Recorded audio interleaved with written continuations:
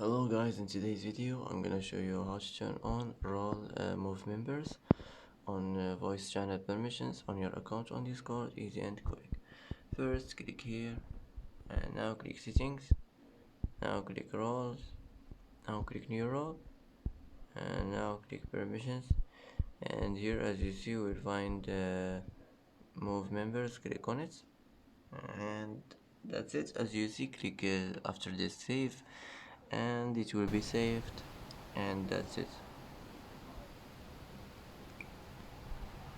And that's it for today's video. If you like this video, don't forget to like and don't forget to subscribe.